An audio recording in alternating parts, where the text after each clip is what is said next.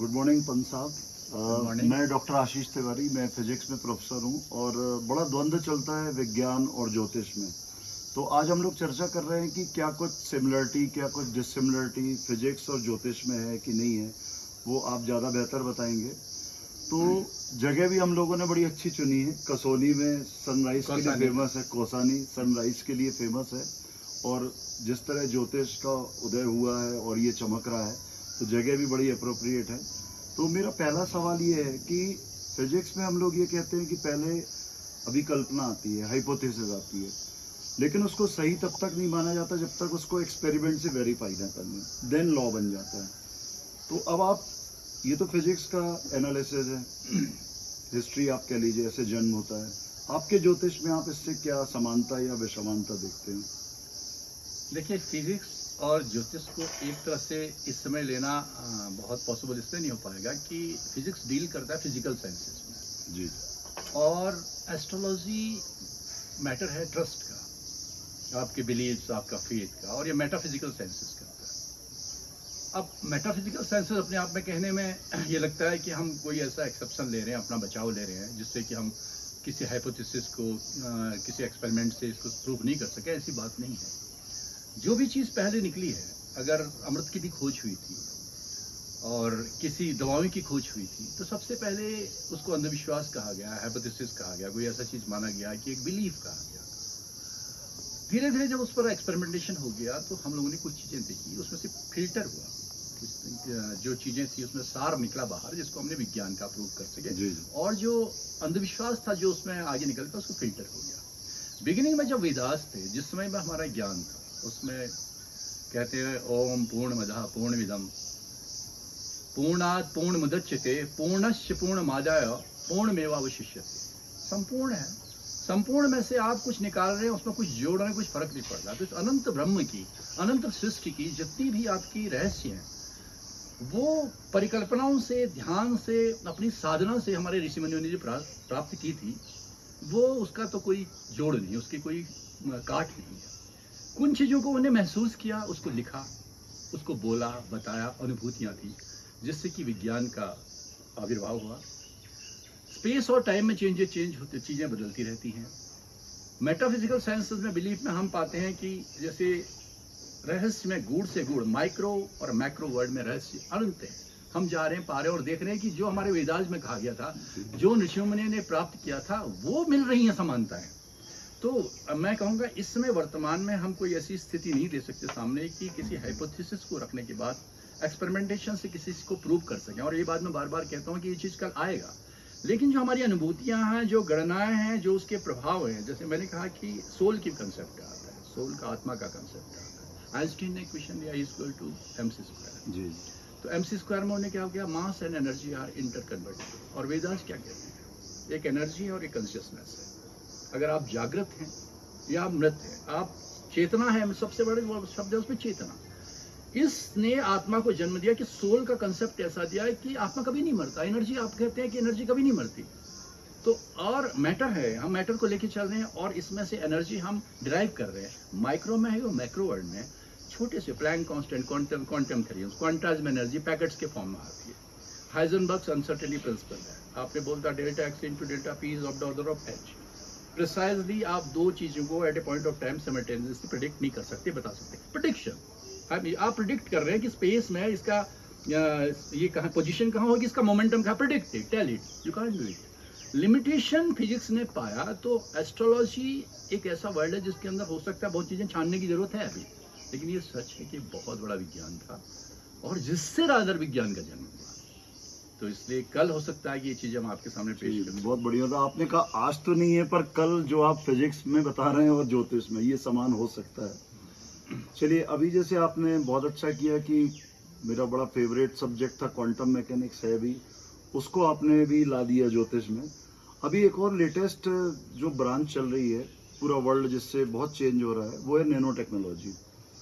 अब nano technology ये बताती है कि जब किसी का साइज आप 10⁻⁹ मीटर कर देते हैं, इतना सूक्ष्म, तो उसके कैरेक्टरिस्टिक्स ही बदल जाते हैं। तो क्या ज्योतिष में ऐसा कुछ है, क्या कोई चीज सूक्ष्म रूप में अपने रूप बदल देती है, जो उसकी कैरेक्टरिस्टिक्स बेसिक है? देखिए, वो ना रह के दूसरी हो जाती है। जैसे आपने कहा नैनो की बात की, 10⁻⁹ की बात की, या मैं कहता हूँ रिलेटिविस्टिक करेक्शंस की बात की, जी जी कि मास वेरिएशन है, टाइम डायलेशन है, लेंथ कंट्रैक्शन है, जी ये चीजें क्या भाई, आप स्पेस और टाइम में, जब आप चीजों को स्पेस और टाइम में बहुत सारी चेंजेस आ रहे हैं। जी जी ज्योतिष में भी आप कुंडली बनाते हैं, एक कुंडली बनाते हैं, उसके नवांश कुंडली बनाते हैं, उनका आप पार्ट करते हैं कि उसके अंदर जाके कि बॉर्डर लाइन में कौन कौन से ग्रह, जैसे अभी का हम देखें, अभी का देखिए सूर्य, बुध, बृहस्पति और शुक्र एक साथ हैं, जी जी 4 ग्रह एक साथ हैं। अब वो ट्रांजिट कर रहे हैं। शुक्र ने जो है 19 मई को ट्रांजिट किया था, 19 के बाद 20 के बाद सूर्य के साथ आया, वो क्या करेगा, बिहेवियर चेंज करेगा। अब उसको प्रोटेक्ट कैसे करोगे? आपकी जितनी नॉलेज होगी, जितना एक्सपीरियंस होगा, आपको होगी शुक्र का अपना घर है, सूर्य वहाँ विराजमान है, दोनों परस्पर शत्रु हैं, वहाँ गुरु आ गए, इसका लोगों को क्या प्रभाव पड़ेगा? अलग लोग अपने ढंग से, अलग अलग ढंग से उसकी व्याख्या करेंगे। जितना आपका अनुभव होगा, जितना आपका ज्ञान होगा, जितना आपका एनालिसिस होगा, उस बात को बताएंगे। अब जो आपने कहा इन चीजों को, क्योंकि हो सकता है कि कल कोई हम, जैसे आज ब्रेन में चिप लग रही है, पहले ब्रेन की जरूरत है, अब तो बोलते हैं आपके ब्रेन को एक छोटी सी चिप कंट्रोल करेगी, आपके थॉट्स को। हो सकता है कल ऐसी चिप लगे कि आपके ब्रेन में क्या हो रहा है मुझे पता चल जाए। दीज ऑल आर डेवलपमेंट्स, जो स्टेजेस में डेवलपमेंट हो रहे हैं। मैंने कहा जैसे ओम पूर्णमदः पूर्णमिदम्, ये संपूर्ण जो वर्ड है, कंप्लीट जो है, उसमें से हम कुछ निकाल रहे हैं। कुछ निकालने के बाद भी उसमें पूरा रह रहा है वो। आइंस्टाइन ने क्या कहा था कि मैं समंदर के किनारे बैठा हुआ हूँ, मेरे नॉलेज को एक ड्रॉप की तरह है, आप मुझे इतना ज्ञानी कहते हैं। ज्ञान अनंत है, सृष्टि के रहस्य अनंत हैं, ज्योतिष उसमें एक मार्ग है। उसको कोई अंधविश्वास कहे, कोई उसको एक तरह का धोखा करे, कोई उसको पराविज्ञान कहे, कोई उसको क्या स्यूडो साइंस कहे। मैं तो कहता हूँ ज्योतिष वो आधार है जो हमारे धर्म से, हमारे संस्कृति से, हमारे आधार से, हमारी चेतना से और हमारे पूरे जीवन के अध्यात्म से जुड़ा हुआ है। उसका अगर हम संशोधन करें, जिस तरह से हमें मिला है, उसको अपना परिष्कृत करते हुए और अपनी अनुभूतियों के साथ को जोड़ते हुए करें, तो एक नए विज्ञान का जन्म होगा, इसमें मुझे पूरा विश्वास है। बहुत बढ़िया आपने, मतलब नैनो का कितनी अच्छी तुलना है कि नैनो में भी ना हिंदी में करो तो ना से आ रहा है, और आपने उसको नवांश, मतलब वो कुंडली का नैनो हो गया कि सूक्ष्म रूप में भी उसका अलग अलग असर होते हैं। तो ये बड़ी अच्छी आपने तुलना की नैनो टेक्नोलॉजी और आपके ज्योतिषचार में। फिर एक बात बड़ी जो युवा पीढ़ी होती है उसके मन में रहती है कि वो कहीं ना कहीं आज जो हम देख रहे हैं वो आज में जीने वाली है, उसको ना पास्ट टेंस है। अब ज्योतिष कह रहा है कि आपके पूर्वार्ध थे, प्रारब्ध था, जो आप ये आपको सुख मिल रहा, दुख मिल रहा। लेकिन यंग जनरेशन आज इन सब कॉन्सेप्ट से दूर होती जा रही है, उनको पास्ट से कोई मतलब नहीं। और खासकर विज्ञान या साइंस, फिजिक्स, इनके जो स्टूडेंट्स रहते हैं वो तो और ही वर्तमान में जीते कि भाई आज ये रिजल्ट आ रहा है, मतलब ये आज ये थ्योरी है। अब हम पूर्वार्ध जैसे कुंडली में लेते हैं, पूर्वार्ध है, तो वैसा वहाँ साइंस में कोई रोल नहीं रहता कि पास्ट में ऐसा हुआ इसलिए ऐसा रिजल्ट आ रहा है। तो अब इसमें आप इसको और ज्योतिष को कैसे लिंक करेंगे ताकि युवा सबसे पीढ़ी पहले को तो भी... मुझे युवा पीढ़ी माफ करें, लेकिन आज की जो युवा पीढ़ी है इसमें कुछ चीजें हैं कि पेस के साथ दे वांट इमीडिएट ग्रेटिफिकेशन। हम देखिए घूम रहे हैं, ये युवा पीढ़ी हमारे साथ है, हम चल ही रहे, हमने देखा क्या, बच्चों ने फोटो खिंचाई कई जगह पर, हम कहीं बैठते, ध्यान में रहते, प्रकृति को निहारते, सोचते, कोई नई चेतना आती। इतना पेस है, समय नहीं है सुनने का। आज जो अटेंशन पीरियड है हमारे यूथ का, हमारे लोगों का, वो बहुत कम है, क्योंकि बम्बार्डमेंट ऑफ इंफॉर्मेशन है। और दिमाग ऐसा, इवोल्यूशन जो डार्विन ने बोला था ये भी हो रहा है, इनके दिमाग में इतनी चीजें बढ़ रही हैं। आज छोटा बच्चा 2, 3, 4 साल का, कितना उसका दिमाग बढ़ा हुआ है। तो ये इन चीजों में बिलीव नहीं करते कि कल क्या, वो इस बात का बिलीव नहीं करते हम कल क्या करेंगे। ये हमारी पीढ़ी है जिसको हम करते हैं बूमर्स। हम बूमर्स चिंता कर रहे हैं अपने परिवार के लिए, तो इनके लिए ये बहुत महत्वपूर्ण, ये आज में जीते हैं। इनकी दी और all war time generals, not generals, war time soldiers. क्योंकि जब युद्ध आता है, जब परेशानी आती है, तब इनको जरूरत होती है कि we want solutions. I am sorry, लेकिन इनको जाना पड़ेगा। जब तक हम अपनी जड़ों की तरफ नहीं लौटेंगे, ये हमारी जड़ें हैं, जब हम अपनी जड़ों की तरफ उसको अपने विज्ञान से जोड़िए, अपने कंप्यूटर साइंस से जोड़िए, अपना जितना आपने पढ़ा है उससे जोड़िए, एक नई चीजें निकालिए। कुछ लोग कर रहे हैं इस बात से, उससे क्या होगा कि युवा पीढ़ी उसमें नया और अपना योगदान दे सकती है। अगर ये इस बात को कहे कि कल क्या था हमें उससे मतलब नहीं, कल क्या होना हमें उससे मतलब नहीं, हमें आज चाहिए। वर्तमान में जीना बहुत अच्छा है, लेकिन बगैर भविष्य की परिकल्पना किए हुए, बगैर भविष्य का चिंतन किए हुए हम न तो अपना वर्तमान सुरक्षित रख सकते हैं, न भविष्य सुरक्षित। अच्छा, ये तो बहुत अच्छा आपने बताया। दूसरा चीज ये होती है कि अब जैसे फिजिक्स में ऐसा कहते हैं कि वो वैज्ञानिक जो है वो प्रकृति को ऑब्जर्व करता रहता है, नेचर को, और फिर उसको धीरे धीरे समझ में आता है कि भाई सन जो है वो 24 आवर के बाद फिर से राइज होता है, तो फिर एक लॉ बना देता है वो। तो बेसिकली हम देखें तो वो प्रकृति को ऑब्जर्व कर रहा है, प्रकृति राज खोल रही है उसको, अपने नियम बता रही है कि मैं ऐसा करती हूँ, उसी को वो फिजिक्स के लॉ बना देता है। तो क्या ज्योतिष में भी ऐसे ही आप लोगों का ऑब्जर्वेशन होता है और उससे फिर परिणाम निकलते हैं? आपने बहुत अच्छी बात कही। देखिए बात क्या है कि फिजिक्स, मैंने यही कहा कि पहले ही मैं बात कहता कि अगर न्यूटन यहाँ बैठ के नहीं बोलते कि अगर सेब नहीं गिरता, और न्यूटन नहीं बताते कि गुरुत्वाकर्षण का प्रथम नियम है और पृथ्वी अपने केंद्र अपने बल से किसी वस्तु को अपनी तरफ वस्तु को खींच रही है, जी जी। तब भी रहता गुरुत्वाकर्षण का नियम, तब भी रहता। वैज्ञानिक ने नियम बनाए, उसने प्रकृति को ऑब्जर्व किया, क्या हो रहा है। ज्योतिष में भी यही है।